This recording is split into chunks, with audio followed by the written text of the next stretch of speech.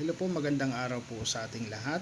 Ngayon ay Sunday, kaya purihin natin ang ating Panginoon at mayroon akong babasahin sa inyo na verse or chapter sa Biblia sa Psalm chapter 92 verse 1 to 15.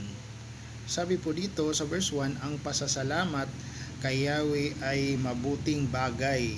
Umawit na lagi, purihin ang ngalang kataas-taasan. Pag-ibig niyang wagas ay dapat ihayag kung bukang liwayway. Pagsapit ng gabi, ang katapatan niya ay ihayag din naman. Ito'y ipahayag sa saliw ng alpa, tugtuging sa literyo sa magandang himig. Ng tugtuging litray ipahayag ito. Ako'y nagagalak sa iyong ginawa, nakahanga-hanga sa lahat ng ito, ako'y umaawit dahilan sa tuwa. O pagkadakila kay dakila Yahweh ng iyong ginawa.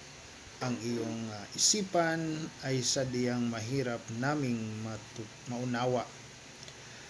Sa kapus na isip, ang mga bagay na ito ay di nalalaman, hindi malilirik, ni maunawa ng sinumang mangmang.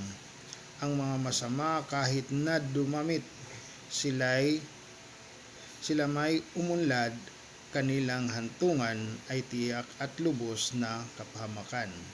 Sapagkat ikaw lang, Yahweh, ang dakilang walang katulad or makatulad.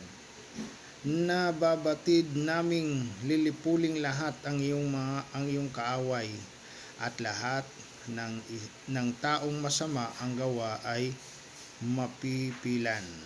Ako'y ginawa mong sinlakas ng turong mailap sa gubat. Ako'y pinagpalat pawang kagalakan aking dinaranas. Aking nasaksihan yaong pagkalupig ng mga kaaway, pati pananaghuwi ng mga masasamang aking napakinggan. Tulad ng palmera ang taong matuwid, tatatag ang buhay. Sidar ng kagaya, kahoy sa Libanon, lalagong malabay. Mga punong natanim sa tahanan ni Yahweh, sa templo ng ating Diyos, bunga nila marami. Tuloy ang pagbunga kahit na ang punong ito ay tumanda. Lunti ay matatatag at ang dahon nito ay laging sariwa. Ito'y patotoo na si Yahweh ay tunay na matuwid. Siya kung sanggalang, matatag, batong walang karumihan.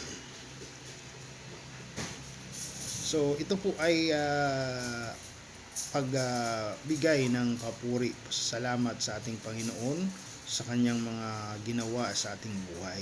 Kailangan na tayong mga nananampalataya ay dapat tayo ay unang tagahanga ng ating Panginoon. Tayo ay magpuri sa umaga, sa hapon at sa gabi. Sa madaling araw, purihin natin ang ating Panginoon.